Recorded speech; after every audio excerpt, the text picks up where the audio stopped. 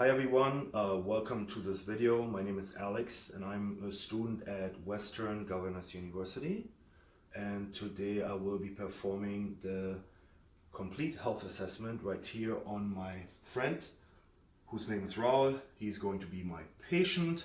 So I will just go ahead with the assessment, and once again thank you for watching. So hi Raul, how are you doing today? Good, thanks for asking. Do you know where you are right now? Yeah, Oh, okay. Where are you? I'm at your place. Okay. Do you know what day it is today? 29th of December Okay. 2019. Who's our president? Our president is Donald Trump. Okay. All right. So Raul is awake, alert, oriented. He knows where he's at, what day it is, the time, knows the current president. So this is part of the assessment for orientation. Do you have any pain right now? Anything? No. No pain? No pain. When was the last time that you visited your primary care provider? It's been slightly more than a year. Oh, okay. But recently I went to an orthopedics doctor. Oh, okay.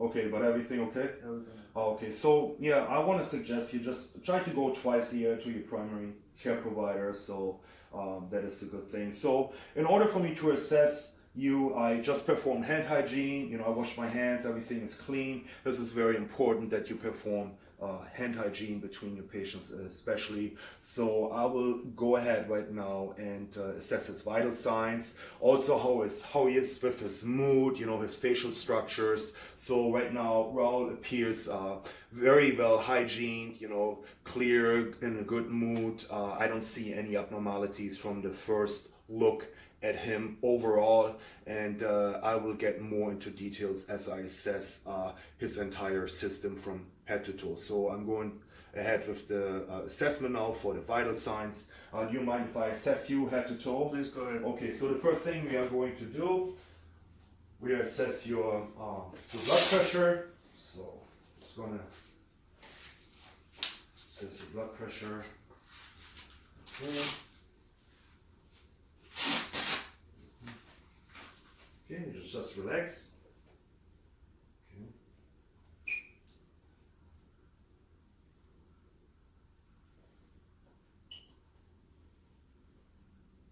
We make sure we hold the diaphragm right here by his brachial pulse.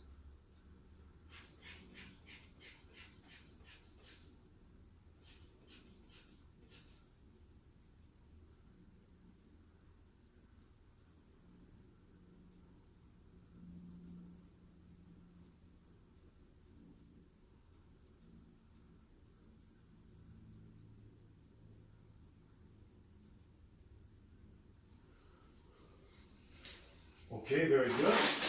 122/84. This is blood pressure. Just gonna make a note of that. 122/84. What is your height? 5'8". 5 feet 8 inches. Do you know what your weight is this morning? 194. 194. Okay. 194. Yeah, so it is very important that you also assess the blood pressure, ask for the height and weight. And another thing that is very important, you assess your patients what type of diet they are on. So what type of diet are you on?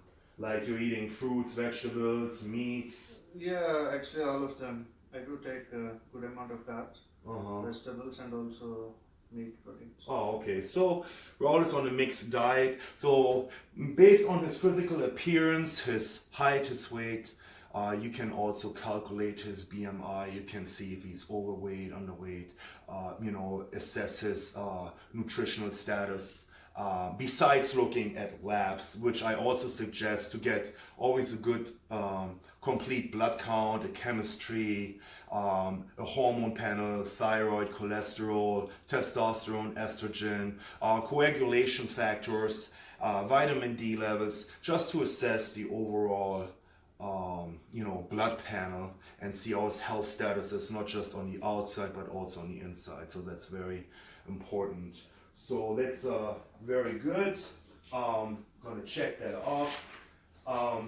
Do you have any hearing problems? You understand me clearly? Yeah, absolutely. Okay, so no ear pain or anything? Okay, great. So the next thing I'm going to do is I will assess now the head, the neck. So when I go to the head, I will palpate the head and check if there's any bumps, lumps, any scrapes or anything that feels abnormal. And then I will go ahead to his face and I check his facial structure. So let's go ahead. So I don't feel anything. Did you have a recent fall or anything? No, Any head pain? no. Anything? So okay. So everything seems intact. You also can check for scars, old scars, bleeding, anything like that. If the patient had any head traumas in the past. So okay. So that's very good. Another thing that I want to do is I want to assess the temperature. So open your. That's okay. Okay. Okay, it's 98.6, perfect temperature. A normal temperature for a human is 96.8 to 100.4. So his temperature is normal. Now, as he said, he has no hearing problems. He speaks clearly. He's very good in appearance. He has a good posture. As he's sitting down, he's not leaning to one side or backwards or forward. And he's, while I'm assessing, very orientated and again knows about his environment. I also assess his respirations as he's taking breaths. I check his chest expansion, so I don't see any extra breathing, any forced breathing, any abnormal breathing. So he breathes normal. If I assess him now, his breathing, you want to look for about 12 to 20 respirations for an adult person. So per minute. So okay, so this is okay. The next thing we are going to do. We're going to assess his hands, also his nails specifically. We check if there's any swelling, edema, any cuts. If he has a good skin turgor, if he has tenting skin or non-tenting skin, this basically would show you if it's tenting, that he's not hydrated well, he would be dehydrated. So, and I want to look at his nails, if he has any fungus on there, any clubbing. We also check his capillary refill. So we're looking for brisk capillary refill, less than 2 seconds. So I'm going to assess his hands. Yeah, his hands feel warm to the touch. He has a non-tenting skin turgor. And you can assess it on both hands. We check his capillary refill, and it's brisk, less than 2 seconds. There's no abnormalities. His nails very good, good maintained as well. He doesn't bite his fingernails. There's no signs of any infections, ingrowing nails. So it's very well, intact, everything. So from there, we're going on now again to his head and face, and I mentioned this already before. I palpated it. There's no scabs, no lumps, no bumps, no cuts. His hair is well spread, defined. He has no missing hair, so that is very good. His face. He has an even facial structure. It's all symmetrically. His nose is symmetric, and looking at his ears, everything is well symmetric and midline. So that is good. Now the next thing, after assessing if he has any lumps or bumps, even on his neck. This is important. It always gets missed. People don't assess the neck. So do you have any pain when I touch you? No. You have any pain? Okay, there's no tender areas, there's no lesions, there's no, yeah, it's not very moist, nothing is oily, it's very good skin, warm to the touch, and he said he has no pain. So the next thing we are going to do is I will assess his facial nerve, which is cranial nerve number 7. So for that, I have you smile, please. Puff your cheeks like, okay, good. Raise your eyebrows. Okay, stick out your tongue. Move it from left to right. Okay, good. So cranial nerve number 7, the facial nerve is intact. So very good. All right, smiles, raises his eyebrows. Okay, so the next thing we will assess are his eyes. So again, before you go into detail, you want to look the overall appearance of his eyes, if they are symmetrical, aligned, if there's any abnormalities, if maybe one eye is, if he has a nystagmus or if he has ptosis, any abnormalities, besides the norm. So his eyes appear normal. Also, you want to check his eyebrows, his eyelids, how the hair is, if it's evenly distributed, or if there's any missing hair. Do you have any eye problems? No. No problems, no pain. No. Don't need any reading No. accessories or anything. Okay. Also, he has no scleroedema, no jaundice in his eyes. There's no signs and appearance of like Graves' disease, where you would have like protruding eyes. So now I will move on to assess how his pupils, if they are equally and reactive to light and accommodation, and if they are also round.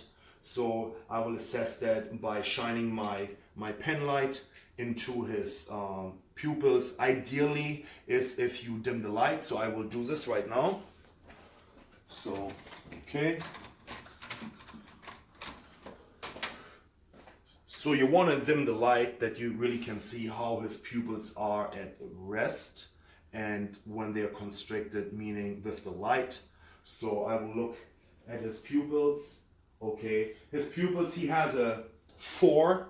His pupil sizes are 4 millimeters at rest. So now I shine the light in. Okay, keep your eyes open. All right.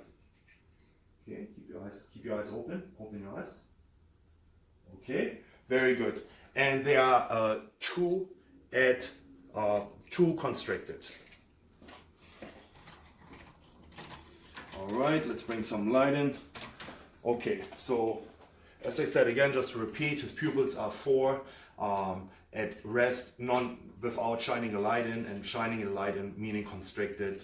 They are 2 millimeters, and yeah, so his eyes, his pupils are equally round and reactive to light. And we also check now accommodation.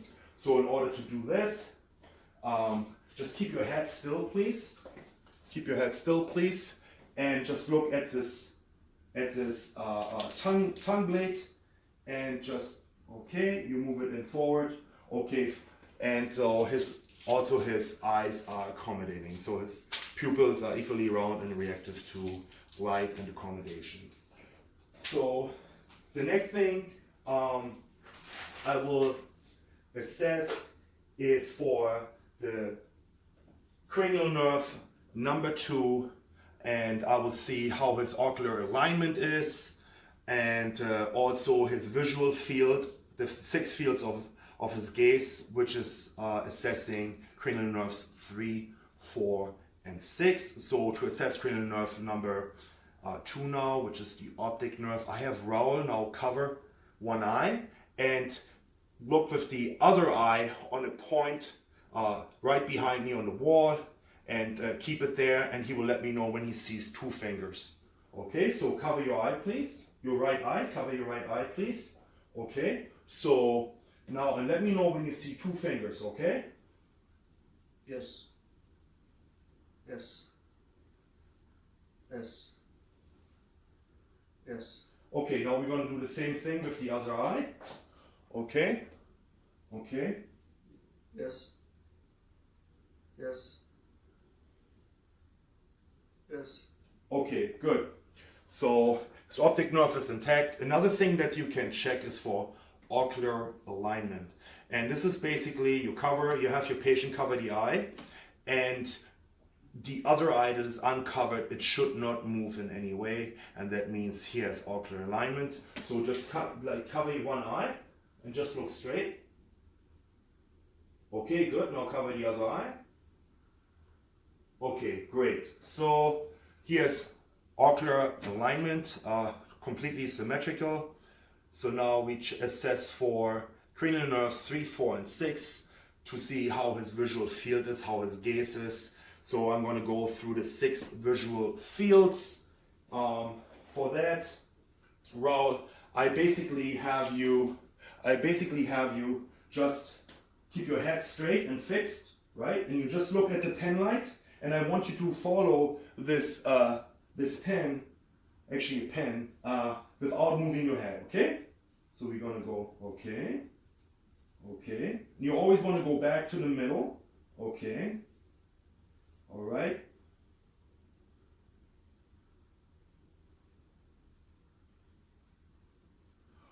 Okay, very good. So also his gaze is intact, very symmetrical. So this confirms that cranial nerves 3, 4, and 6 are intact. So that was for that assessment. Very good. So now, as I touched on this earlier, on his ears, this is what we're assessing now. Again, you want to just always assess how the ears are from the outside, just with other body parts before you go more into detail. So his ears on the outside, there's no redness. Does this hurt you? You feel this? Any tenderness, any pain? No. Okay. You also can assess for, if the patient has Down syndrome, he would have hanging ears, and you would be able to assess that. You want to see if there's any cuts or even hair on the ear, which is a normal sign, but some people have hair, some people don't. Some people have hair as they are older. And you also want to assess for discharge. You clean your ears often? Daily? No. Once a week. Oh, once a week, okay. That's actually a good thing. I always advise that one is very careful with cleaning the ears because it's normal from the body to create cerumen, which is the earwax, and to be really careful. Ears should be cleaned daily just with water, with your finger, to keep things out of it. But like deeper cleaning with like a Q-tip should be done very carefully. So I will look in his ears right now if I see any abnormalities. And yeah, ears are very clean. Yeah, bilateral, there's no redness or any abnormality. So that's very good. All right, also no lesions. He doesn't report any hearing problems. He doesn't have any hearing aids. So ears also a very complete negative assessment. We are going on to his nose. So with the nose also we check the external appearance, if the nose is midline, any deviation possibly. Do you have any problems with your nose, stuffy nose or anything? No. Ever broken a nose? No. Okay. Smelling problems? No. You can smell everything? Yes. Okay, good. So this is also very important. You want to assess for smell. A lot of people, they seem to have a good nose, no problems with it, but they lose a sense of smell. So now we're assessing for patency. So what I'd like you to do is I'm going to cover one nostril. And yeah, you can actually do it. And now inhale through the other one. Okay, good. And now do the opposite. Okay, very good. So there's no, his nostrils are patent. And also, yeah, I don't feel any abnormality, warm to the touch. And did you have any pain when I palpated your nose? No. Okay, very good. Okay, so the next thing is we are going to assess now the mouth and the throat. So that's very important when you assess the mouth and the throat because things can get missed easily. So you want to assess his teeth, if there's any dentures. You want to see how his gum appear, if there's any bleeding, and maybe even some pus in there. You know, sometimes people have infections inside and they just don't say anything.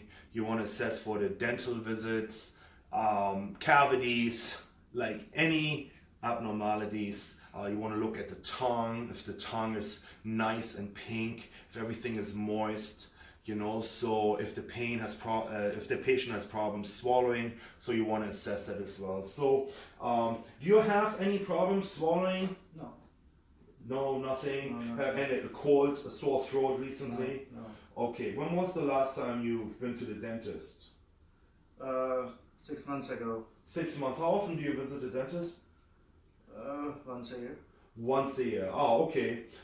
Any problems or anything? Cleanup, just a No. cleanup or anything? Nothing. Oh, okay. So that's very good. So you want to ask this because it is very important, you know, that your teeth are functioning, because if you can't eat, you cannot take your nutrition. So this kind of defeats the purpose of having a healthy lifestyle. You cannot digest foods and get nutrients into you if you have problems. If you, let's say, if you need dentures but you don't have your dentures, if you have problems with your teeth or anything, or you cannot swallow.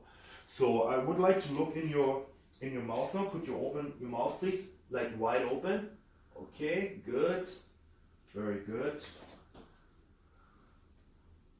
Very good. All right.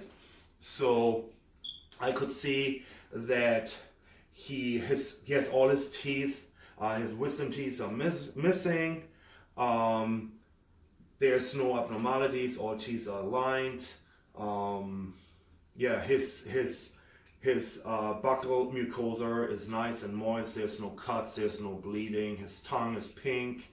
Yeah, so no abnormalities in his mouth. His uvula is midline. So now we're going to assess the gag reflex. Assessing the gag reflex is, please guys, please use always a fresh tongue blade. You want to use a fresh tongue blade. I've been to doctor's offices where the doctor wanted to use like a tongue blade that was just stuck there. I mean, it needs to be a fresh one. You don't want to transmit any bacteria from somebody else, which you can easily. So that's very important. And don't forget hand hygiene. So that's what we're going to do now. I have a brand new tongue blade right here. Very important. Okay. And you take it out and you only touch it on one side and put the other one basically on the patient's tongue, where you assess the gag reflex now, which is basically assessing, where is it at? Yeah, which is basically assessing cranial nerves 9 and 10. So we're going to do this. Please open your mouth. Okay, wide open, and say R. Say R. R. Okay, good. So he has a good gag reflex. So cranial nerves 9 and 10 are intact. So we throw this away. Make sure don't use it again. So now another thing is, as you're making this assessment, as you move on, you want to assess cranial nerve number 11, which basically checks the range of motion of his shoulders. So please shrug your shoulders. Okay, let it down. And then what you like to do is, or what you want to do is, you want to have him shrug against resistance. Okay, do it again. Okay, so he has full range of motion in his shoulders. Cranial nerve 11 seems to be intact. Each strength is equally on both sides. Did you have any pain when I did that? No. Okay, very good. Excellent. Okay, so now we are going to assess his carotid pulse. As we are right here in the neck area, it is very important that you assess the carotid pulse one at a time, because if you do both at the time, the patient has restricted arterial flow, which restricts the oxygen supply to the brain. Patient can pass out, so it's like a strangulation. So you just palpate it right here. Okay.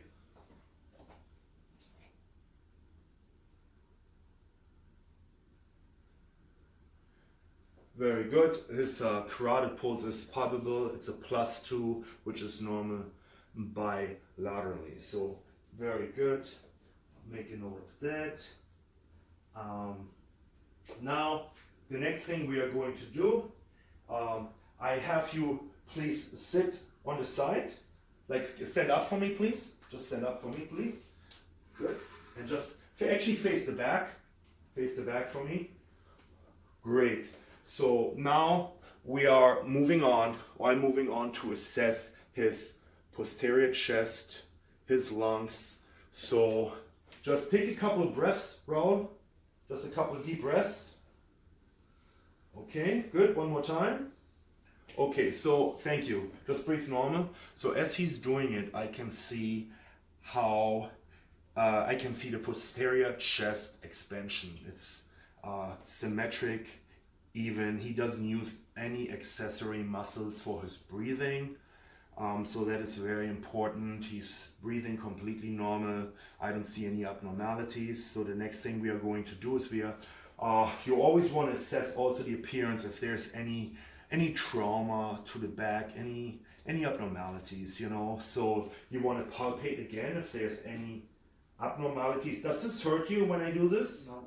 Okay, so the posterior chest, I don't feel any lumps, any bumps. We want to assess for an even tactile fremitus. So the way we do that, we assess, we palpate, or we place our hands above the lobes, all lobes of the lungs, and we have the patient say 99, and we should feel a light vibration, which confirms tactile fremitus. So I place my hands here now. Can you say 99? 99. Very good. Again, say 99. 99. And one more time, 99. 99. Okay, good. Tactile fremitus is present. Very good. So the next thing that I'm going to do now is I will assess his lung sounds. We want to listen for vesicular breath sounds, clear lungs, and of course, any abnormalities are things as rhonchi, crackles, or even diminished lung sounds and absent lung sounds. So absent lung sounds could be a pneumothorax, especially if the patient appears symptomatic, especially post-op. You should suspect that and maybe ask the doctor to call a STAT chest x-ray just to rule out a pneumothorax. So let me listen to your lungs, and when I tell you, please take deep breaths. Sure. You want to listen with your diaphragm, okay? So, and it's clean, my stethoscope is clean. So take a deep breath. And again. And again. And again. One more time. Deep breath. Very good. So Raul has his lungs are clear, to auscultation, no abnormalities, no crackles, no bronchi. There's no diminished breath sounds. Lungs are clear to auscultation in all lobes, which is the right upper, right mid, right lower, left upper, left lower lung lobes. So now we want to assess if he has a possible kidney infection. How do we do it? So for that we basically perform a CVA test, and the CVA test assesses for costovertebral tenderness. So basically you count just right below the 12th, his 12th rib, which is about right here, and you want to place your hand your hand right in this area and you want to tap, you feel any pain? No. Any pain? No. And again, any pain? No. And one more time. No. Okay, no pain. So if you would have had pain, this would be a sign of a possible kidney infection. You know, you have to be aware of though, oftentimes when patients are like in kidney failure, they may not have a kidney infection, but they're in kidney failure. They don't necessarily have any pain. Like if you are in complete renal failure, according to leading nephrologists at my hospital here, there's no pain whatsoever. So it's always good to make an assessment like that to rule out a kidney infection. You know, so very good. Now with that, we are moving. Please turn around. So we are moving to the anterior chest again. Take a few deep breaths, please. Good, and again, and one more time. Good. Okay, here's a symmetrical chest expansion. He doesn't use any accessory muscles for breathing. Do you have any pain when you take deep breaths? No. Okay, and you said you had no cold or anything. No. So now the next thing we are going to do is we palpate his chest again. So now if somebody would have a possible pneumothorax, you may palpate crepitus, especially in the upper. It's like a bubble paper. You feel it, you know, but everything feels good. There's no abnormalities, no lesions, no lumps, no bumps, no crepitus. So, and the next thing that I'm going to do now is I'm going to listen to his lung sounds in all lobes. And again, take a deep breath. One more time. Very good. And again, take a deep, okay, one more. Okay. And again, one more time. Good. And again, one more time. And one more time. Once more. Okay. Yeah.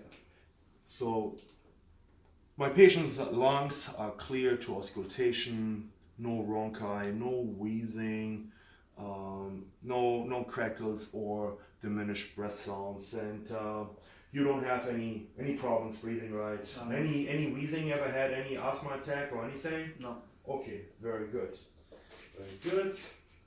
So this is this and that. Okay, so the last thing is that we're going to do is also assess for tactile fremitus. And again, we place our hands over his lung lobes or lobes and have him say 99, and you should feel a slight vibration as he does that. So please say 99. 99. Very good. Again. 99. And again. 99. Okay, very good. So tactile fremitus is present equally on both sides. Okay, very good. So the next thing that we are going to assess is his apical pulse. So where's his apical pulse? His apical pulse is at the 5th intercostal space, left mid-clavicular. So once you find a point, you want to place your hand right there and you want to feel it, palpate the pulsation of the apex of the heart. And then after that, we're going to listen to it with our stethoscope, where we want to listen to a regular rate and within normal limits. We listen also for murmurs if the patient has like a murmur. So for us, it's important we listen to like a lup, a dub, and then this basically confirms a normal apical pulse assessment. So now we're just going to go here. You know, here is the sternal notch. We're going to go down to the point of Lewis. So we go over here. We are about at the 2nd to 3rd intercostal space. We're making sure that we are mid-clavicular, and we are going down right here to the 5th intercostal space, and we place our hands.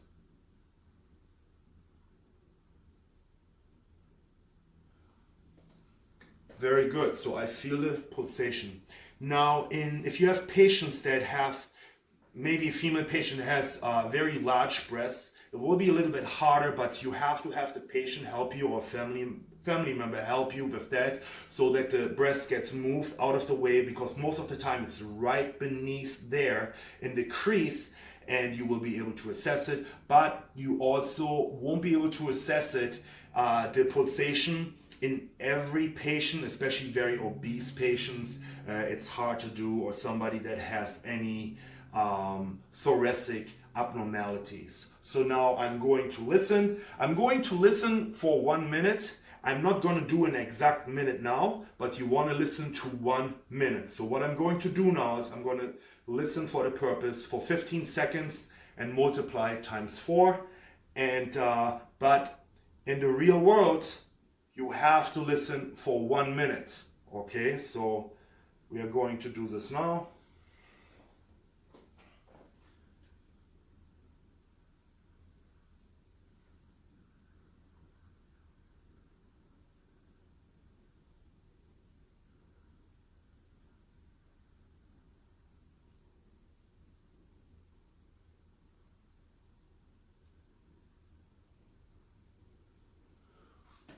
Okay, very good. I counted 16 beats in 15 seconds. So this is basically 64 beats per minute. This is heart rate. Again, normally you do it for 1 minute. So it seems also he's very calm. He does sports, so this is a normal rate for him.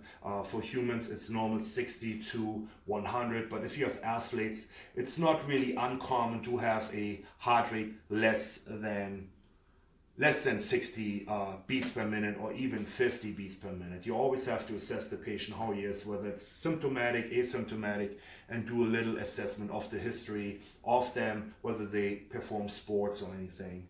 So this is normal assessment. So thank you very much. Now we're going to the upper extremities. Upper extremities, with that we're talking about his arms. If he has a full range of motion, you want to feel if his joints, if there's any cracking, any crepitus, if he has pain doing that. So I would like you to raise your arms, extend them up. Okay, now bring them down, and now flex them back. Okay, do you have any pain, any shoulder pain? No. Okay, now carefully out to your side. Okay, higher up. Okay, and now down, bring them down. Okay, so it seems he has full range of motion in his arms right now, but let's see how it is against resistance. Also, he doesn't have any pain. So, yeah, push your arms against resistance. Okay, and now push them down. Okay, very good. Now out to the side. Okay, against resistance. Okay, and again, push them down. Okay, very good. So he has equal strength in his upper extremities. We will be moving to the hands here in a little bit. What I always like to do is I like to move the joints a little bit and assess if there's any cracking. Do you feel any pain when I do this? No. And how about your shoulder? No. No pain. And you do the same thing equally. Okay. Anything? No. Okay, so and I don't feel any abnormalities, so this is very good. Now we're gonna go with his hands, like raise out your arms. Okay, like exactly, extend your hands. Good, now bring your resistance. Good, and then, very good. So his hands are equally strong against his movement, flexion, extension against resistance. Now squeeze my hands as hard as you can. No, squeeze them, squeeze.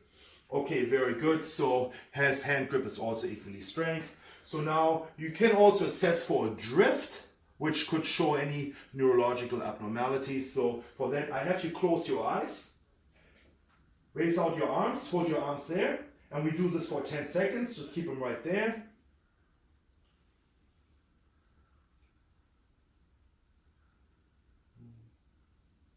Okay, very good. So if you were going to see a drift, it could be that he is having any abnormalities or anything, and you don't have any balance problems, any vertigo. No. You know, this is also what you want to assess, like when you, especially when you do the ear assessment, like I did, this is something that you also want to assess, which I kind of skipped, but now as we are doing this, you want to mention this, ask him if he has any balance problems, if he, when he's walking, any vertigo, any tinnitus, like ringing in his ears. So this is also very important when you do the ear assessment. But you can always mention this at any point in the assessment as you do a complete head-to-toe assessment, because it also fits in other parts of the assessment.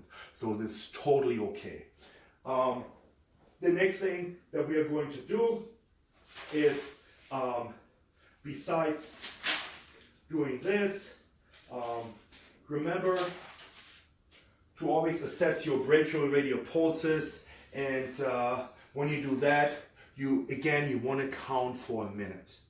Very important. Once you locate the radial, brachial pulse and all other pulses, count for a minute. But in this case, again, for demonstration purposes, I will count 15 seconds multiplied times 4, and we do it on both sides, and this way is how we will be able to assess his the rate of his radial and brachial pulse.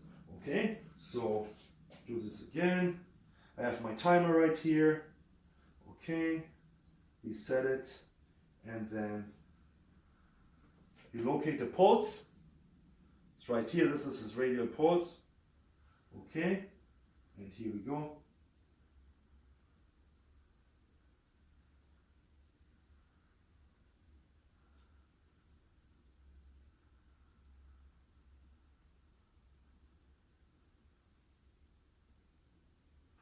Okay, very good.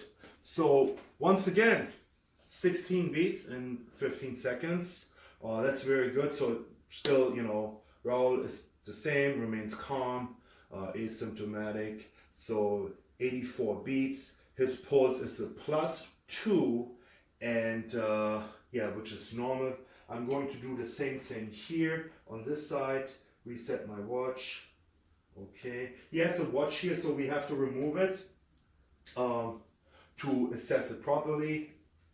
Okay, right here, do this. Yeah, it's very good pulses.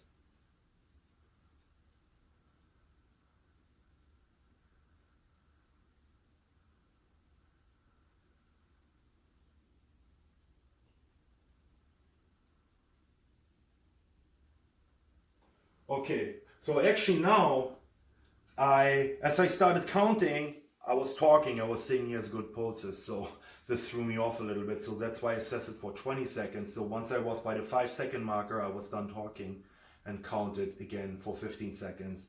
So that's the same thing. So now, again, 16 beats, regular +2, the same we're gonna do on his brachial. His brachial pulse is right here, a little bit above the elbow crease, right there. We're going to do the same thing.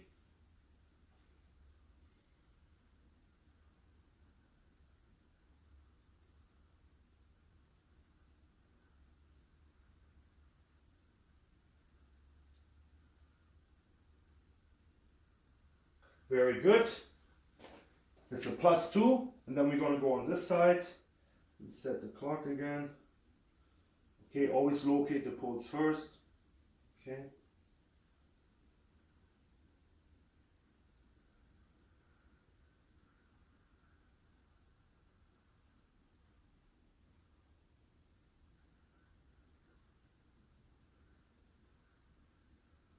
Okay, very good. So 16. His pulses are bilaterally equal. It's a +2, so no abnormalities right there. So that's very good. Now what we're going to do, we are going down and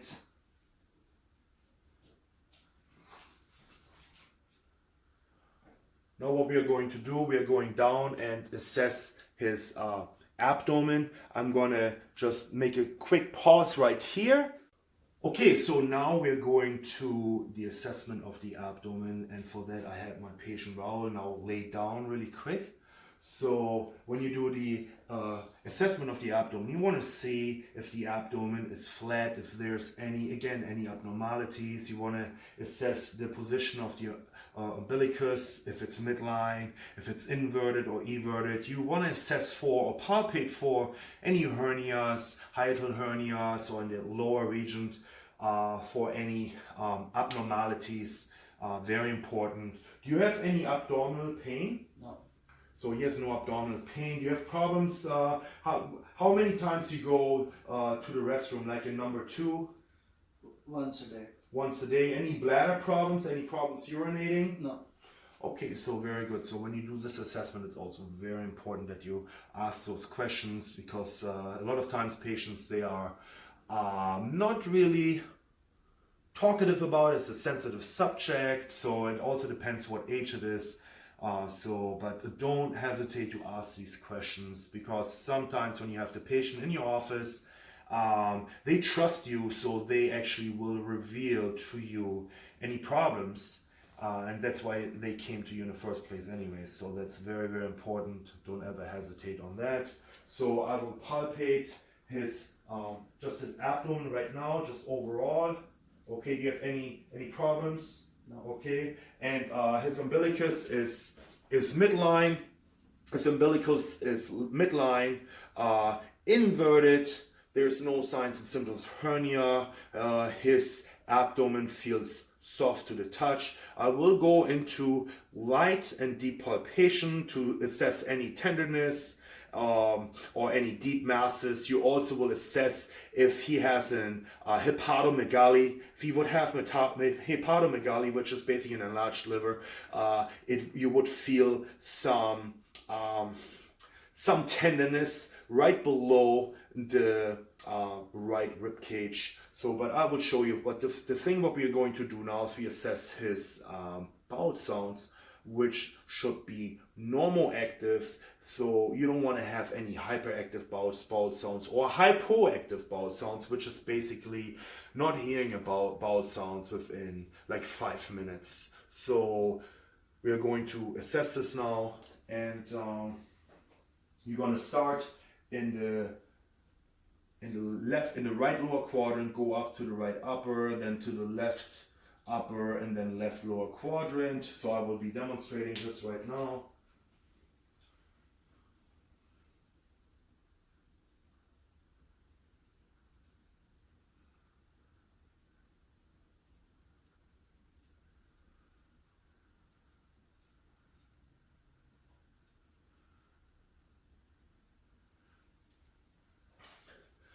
Also very good. Raul has and I'm going to turn the camera just a little bit so we can see a little bit more.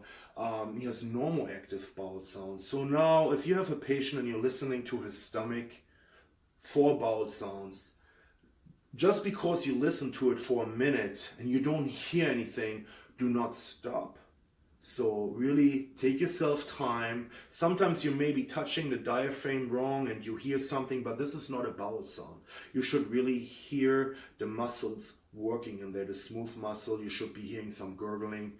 And sometimes it can be distant, but just take your time and listen for those bowel sounds. So it gets often missed, and then somebody will say our patient has no bowel sounds. So what we're going to do now is we're going to do a light and also a deeper palpation to see if there's any abnormalities. I spoke about hepatomegaly, but you also can assess for rebound tenderness to see if he may has a peritonitis or an appendicitis, those type of things. You also want to feel for any vibrations, because remember, you have the abdominal aorta right here. So if the patient has a AAA, which is like an abdominal aortic aneurysm, you would feel a strong pulsation, which is not good, and oftentimes the patient would have severe lower back pain, and you would be able to tell. So you want to feel for that, but hope your patient doesn't have it.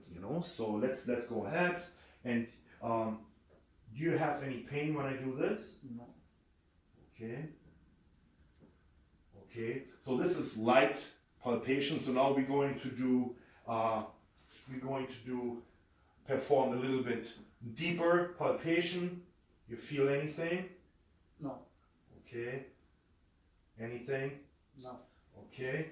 And then right here under his right lower rib cage, like deep under, this is where the liver is. And if you would have a hepatomegaly, you would feel it right here. It would be basically, thank you, Raul. It would be basically painful. You could feel it. Yeah, you could feel it. It's like a mass, like sticking out. So the next thing is we're going to percuss his abdomen. You want to listen for tympany, no dullness. You probably would also hear dullness on a hepatomegaly or any abnormalities, any masses. You would be able to have a dullness because there's no that the sound, the vibration from the percussion cannot go through. So now let's do this.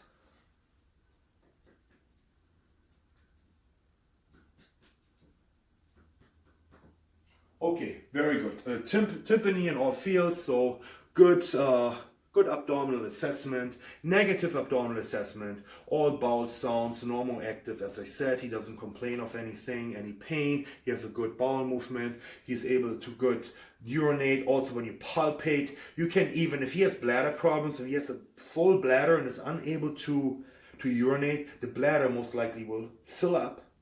And you will feel it. You will feel it like a tenderness, a tightness, and it would be very sensitive to the touch, and your patient would be able to complain about it, would tell you. So that's another thing you really could assess.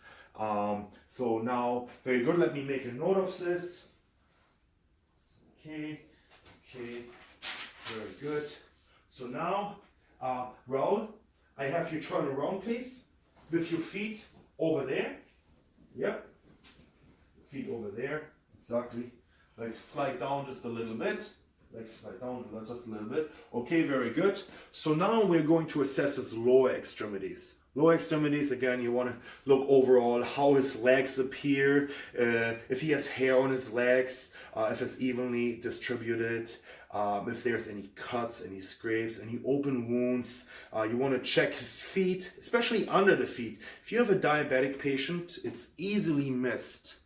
Like any ulcers, and you want to suggest strong foot hygiene, especially for diabetics. This is a teaching, guys, very important. So, and of course, check his nails, if there's any fungus, any ingrown nails, if he may has any gout, any bunions, how his nails are. You want to check the capillary refill. Should be brisk, less than 2 seconds. His extremities should be warm to the touch. You also assess for edema, any swelling, any redness, and always assess for pain as you palpate the extremities. So that's very, very important. So we will do that now.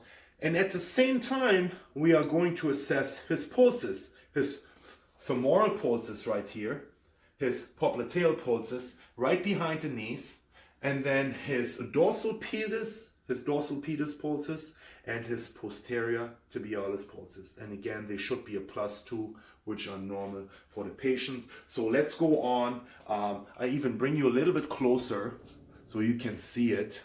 So I'm sorry about it, but I hope we have a good quality right now. So first thing, I'm going to look at his feet and his legs. So it looks evenly. He has no scrapes, no bumps. Do you have any pain? No. Any pain when I touch? No. He has no edema. They are warm to the touch. Okay, very good. And there's no cuts, anything, no redness, no charges, no bleeding. So we are going to assess now for the pulses. We're going to start with the femoral pulse right here. Okay, it's a +2. Now for the popliteal pulse, you want to take your hands basically like this right behind the knee. So here's the patella, and no, on this side where my thumb is the patella, and right behind it is the area, the popliteal pulse area. So that's how you want to assess it. Again, we're looking for a +2. So let's check if we're going to do it bilateral. Take your time. Okay, great. It's a +2. And then always, okay, now I feel it. So it's a +2. Now for the popliteal pulses, I'm bringing you a little bit closer. So that was for now for the popliteal pulse. So now we're going to assess the posterior tibialis and the dorsal pedis. Posterior tibialis is like right here in the back, or I show you here. It's right here in the back, a little bit below the malleolus, and then towards the back, towards the Achilles. You know, take your time. If you need to take a Doppler or a Doppler like pulse measuring device, get it. Okay, it's a +2, +2, very good.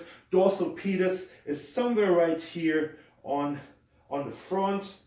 You know, take your time. Don't push too hard. Those pulses are sensitive. If you push too hard, you may miss to palpate them. So right here, you can do this bilateral.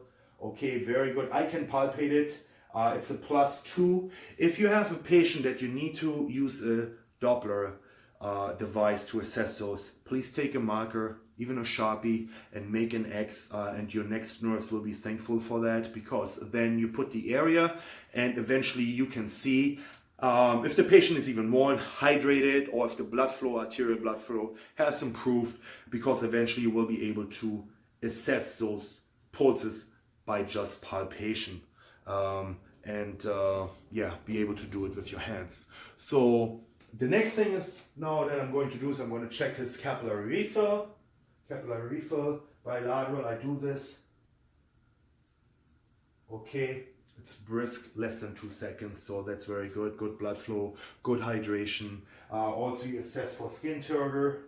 Okay, it's non-tenting, well hydrated. So I'm going to make a note of that right here. Okay, you just see this here. Okay. Very good. All right. So now the next thing that we are going to do, we're going to assess his hips. We want to palpate him. We also assess for flexion of the hip, external rotation, internal rotation. Very important to assess. Look for any dislocations, any abnormalities. So you have your patient lie down just like this. Roll, slide a little bit more forward. Like this way. Okay, that's good. That's very good. So we have him there, and I'm going to bring you closer over here. So please now raise your leg up. Raise your leg up, leg up, leg up, leg up. Okay, very good. Okay, about 80 to 85 degrees. Now bend your knee, bring it all the way. Very good, about 120 degrees. His hip flexion is very good. Now do the same thing. Bring it up, up, up, up, up. Okay, yeah, same, about 80 to 90. And now bend your knees. Okay, good.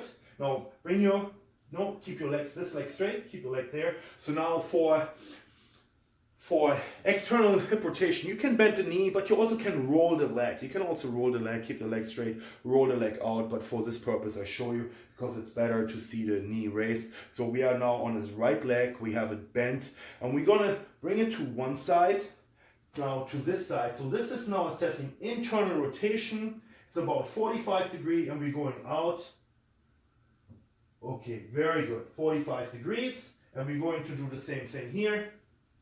All right, again, internal, any pain? Okay, external.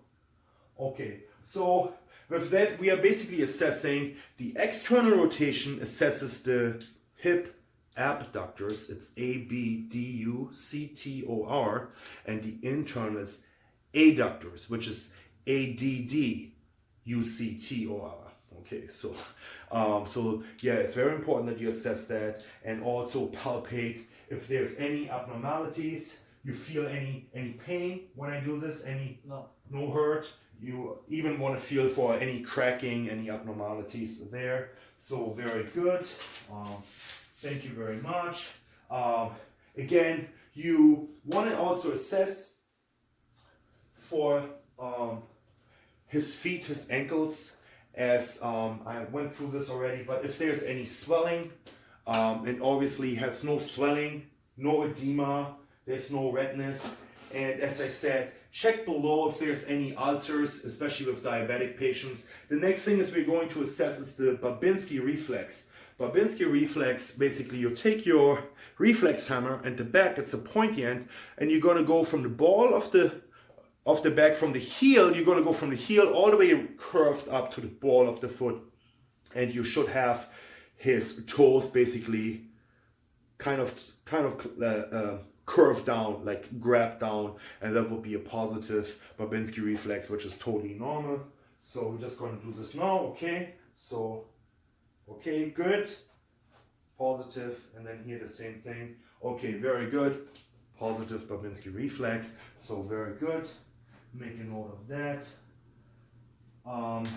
Then we are going to assess dorsiflexion, plantar flexion. So basically, pull your toes towards you. Okay, we have dorsiflexion. Now bring them down, extend them down. This is plantar flexion. Now do it against resistance. Good, and then push the plantar. Okay, so dorsiflexion intact, plantar flexion intact, both equally strong against resistance. Now, next thing, very important, we are going now back in the sitting position. Raul, come on up. Okay, and then I would like you to sit. Okay. So now we are going to assess the deep tendon reflexes of the biceps, the triceps, the brachioradialis, and also the patella and the Achilles. So it's very, very simple, but it takes a good locating of where those reflexes are. And basically, if you have diminished deep tendon reflexes or DTRs, this could be an imbalance of electrolytes, especially magnesium, like a hypermagnesia. Magnesemia, which would be too much magnesium in your body, would be a sign of, or it could cause basically diminished deep tendon reflexes.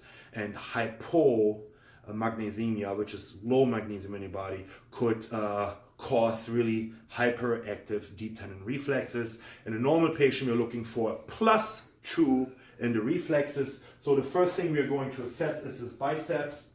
So we're going to locate the tendon, which feels like a rope. And once you have them located, you put your thumb there. You can keep your arm right there. Okay, and we're looking for a flexion. So if we have a flexion right there, okay, very good. So he has a +2.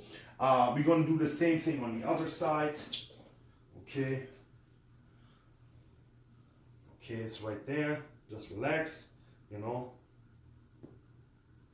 Okay, very good. Very good. You probably couldn't really see it hard. It's that angle though, but he was moving. He had a +2. Then we're going to do this with the tricep. We have him basically just really relax. Okay, very good. He's relaxed now. In order to have your patient relax, you can help him hold his arm. And the tricep is like right above the elbow here on the tricep. And you are just take the hammer and okay, it's a +2. And we're going to do the same thing on the other side. Oops. Just got to make sure you guys see this. Alrighty. So, okay. Right here. Again. Okay. Sure it's loose. Okay. Okay, very good. So, +2 there. Now we're moving on to the brachioradialis. So with the radiobrachialis. The brachioradialis is basically right here. You locate the styloid process, which is that bone right here and about 2 fingers above. You want to make sure your patient has his hands supine, very relaxed. And then it's about, you're looking for a flexion in the wrist. So we are right here, which is about right here. Okay, very good. It's a +2. Same thing here.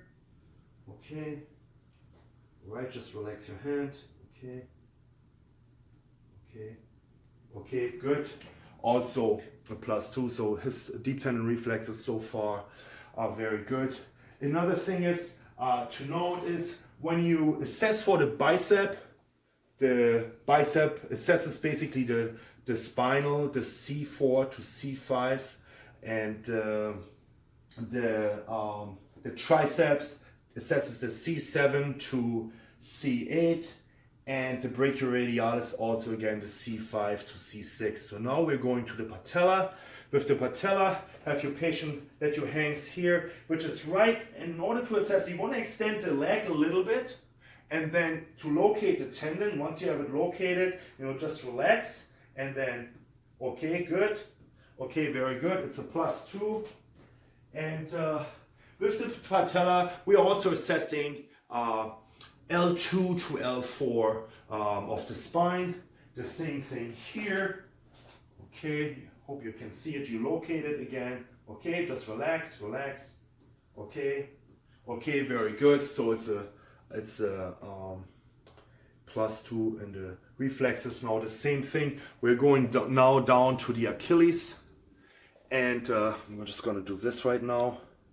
Now with the Achilles, you basically want to hold the foot in dorsiflexion, and as you hit the Achilles tendon, you want to look for plantar flexion of the foot. So this is how you assess for a +2 if your patient has a +2.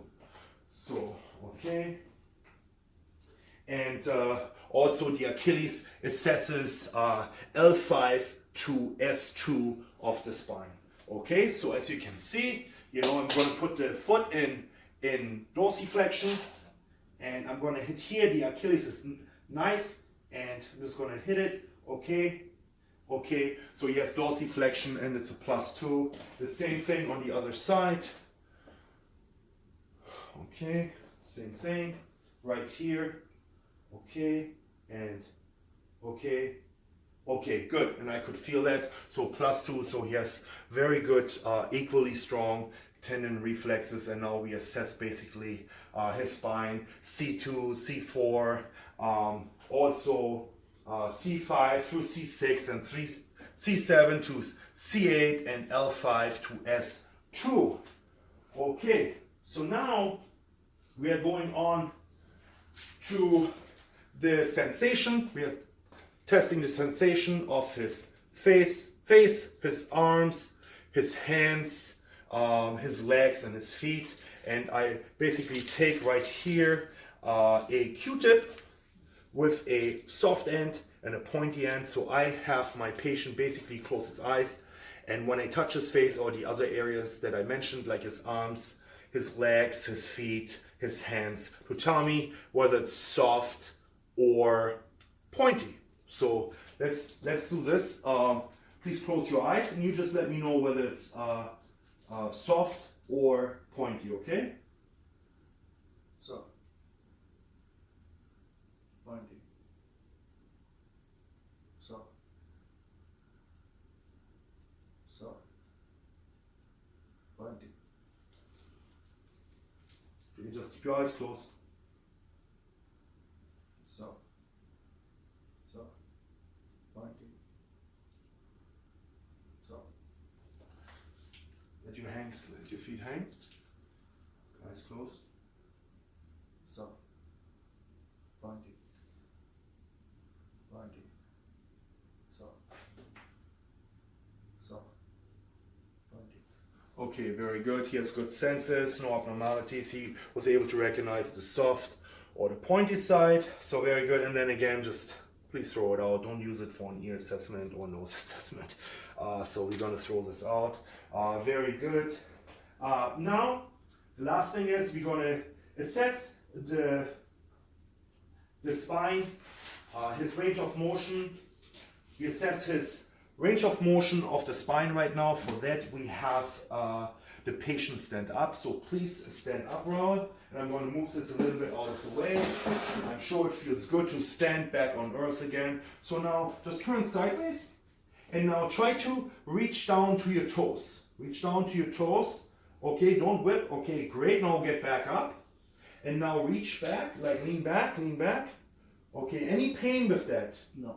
Okay, great. So that's also important, like assess for pain, because somebody with like a herniated or bulged disc, when they lean forward, it protrudes out in the back, may cause nerve pain. So also you want to assess the spine, if it's midline, if there's any kyphosis, scoliosis. So, but he appears he has a good posture. Now I'd like you to do a shallow squat. Perform a shallow squat. Okay, just a okay, good. Thank you. Any pain with that? No.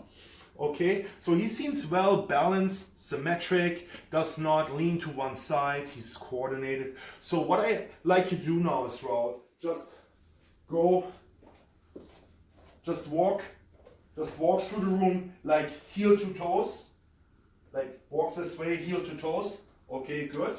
And now back, just heel to toes, that's a normal walk. No, just a normal walk. Like this, as such.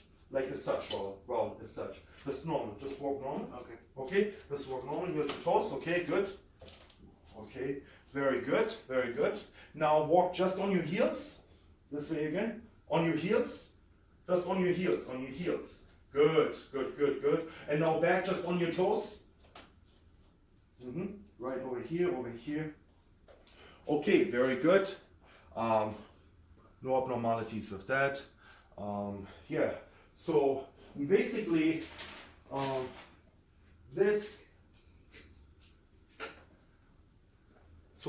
this wraps up the assessment, the health assessment, and the full complete head to toe assessment. The one thing that I can do now is I just can advise, have a follow-up with your primary care physician twice a year, do blood work, see the dentist also twice a year. If you have any questions for me, you can always see me at my office, or if you need to see me earlier. Otherwise, I suggest make an appointment in 6 months. Those type of suggestions you want to make. I would like to thank you all for watching this video, and yeah, have a great day.